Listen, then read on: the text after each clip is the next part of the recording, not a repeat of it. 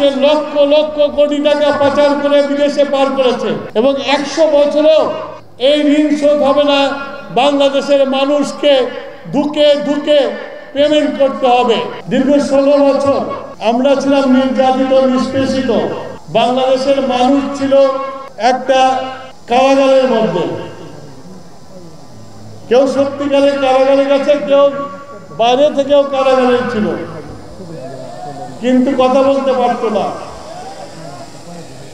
জামতল বাজারে যে যারা শাসক ছিল তাদের বিরুদ্ধে কথা বলা যেত না। কথা বললে হয় জেল অথবা মার দিলেও বিচার পাওয়া যেত না। এই যে বিচার না পাওয়া একটা সংস্কৃতি আওয়ামী লীগ চালু করে গেছে, এখন সেই বিচারের সময় এসে গেছে।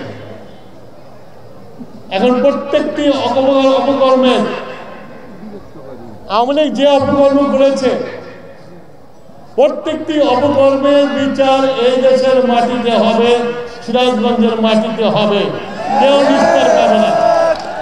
শেখ হাসিনা বাংলাদেশের জনগণের উপরে প্রতিশোধ নিয়েছে।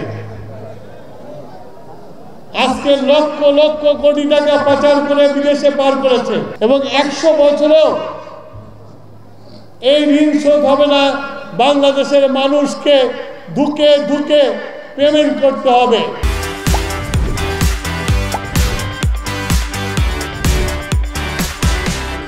আজকে বাংলাদেশকে এমন একটা অবস্থায় রেখে গেছে, পুলিশ বাহিনী ধ্বংস করে গেছে, প্রশাসন ধ্বংস করে গেছে, আদালত ধ্বংস করে গেছে। এমন একটা জায়গা নাই সেখানে ধ্বংস করে না। এই ধ্বংসস্তূপে দাঁড়িয়ে আজকে আমরা বিএনপি তারেক রহমানের নেতৃত্বে জনগণের কাছে 31 দফা দিয়েছি। আমরা সেই 31 দফায় বলেছি যে নির্বাচনে জয়লাভ করলে আমরা একা সরকার গঠন করব না, আমাদের সাথে যারা আন্দোলন করেছে, আন্দোলনকারী যুগপৎ আন্দোলনকারী যে দল ছিল সেই সব দলকে নিয়ে আমরা জাতীয় সরকার গঠন করব।